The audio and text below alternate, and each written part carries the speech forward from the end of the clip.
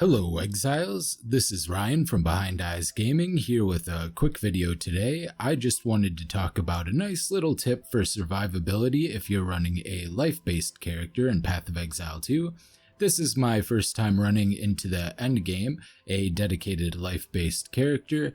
I had normally gone Energy Shield in the first patch if possible, or I had been stacking stats so high that my strength would give me a ton of life, and this wouldn't be really an issue. But in this patch in particular, there are a lot of one-shot mechanics as far as a lot of slams, and some of them do 2,000 damage or so as a baseline, especially if you're like I was and running pure evasion at a certain point. I've gone a little bit into hybrid right now. I've been trying both, but even as an evasion character, this one little tip really changed everything for me and made it so that I wasn't dying to the one-shots. Not only is it going to help against the one-shots though, this will also help you out against all types of damage. Damage over time, chaos damage, elemental damage, everything. And it's very simple, and it is near a lot of good nodes as well.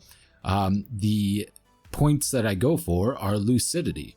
This gives you damage taken from mana before life. You get a total of 16% here. It is a very drastic increase in the max hit you can take. When you're taking damage over time, you'll be taking damage to your mana at the same time.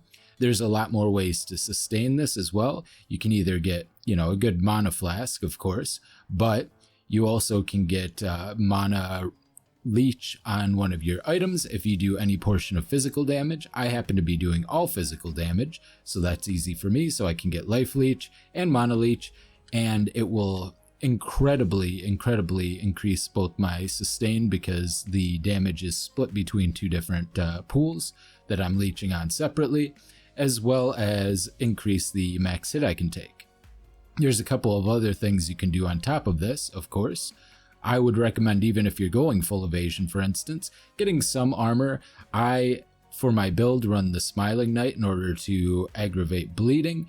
It's a helmet that already is hybrid as well, so I was able to get some armor there. I got some armor on my belt. If you run a plate belt with some armor on it as well, it can be really nice. You can also anoint Mental Perseverance, which is a very cheap anoint. I think this is running around 5 chaos for these oils in total, give or take, and that is going to give you a decent amount of the benefit on top of that. I'm currently running an offensive anoint, but this would be another option I could take if I was still having survivability problems.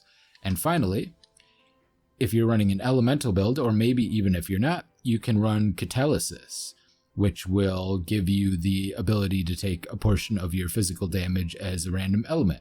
If you're running absolutely zero armor, the benefit this will give you is that 5% will be mitigated by 75% as it is turned into one of the elemental damage types. If you're running armor, it's even better because even if you're running just a little bit, it'll make that physical hit a little bit lower, which will make the armor a little bit more effective. If you're kind of running a hybrid amount of armor like I am currently, then you will get even better bonuses from Catalysis. The only reason I'm not taking it currently is because I've reached kind of a point where I'm not getting killed basically ever. I think in the last 2 days since I started doing this, I've only died a couple of times, 2 or 3 times, I believe, and I think this is a nice little setup. So give it a try yourself. Let me know what you think. This is a tech that I think is going to be worthwhile. I kind of thought about it last season, but I never went through and finished it. I was going to pick it up on a stat stacking Gemling Legionnaire, but never got around to it. And now that I am trying it out on life-based characters, this is absolutely clutch. So hope you enjoyed this tip. Hope you're enjoying the league so far. This has been Ryan from Behind Eyes Gaming, and I will see you next time. Bye.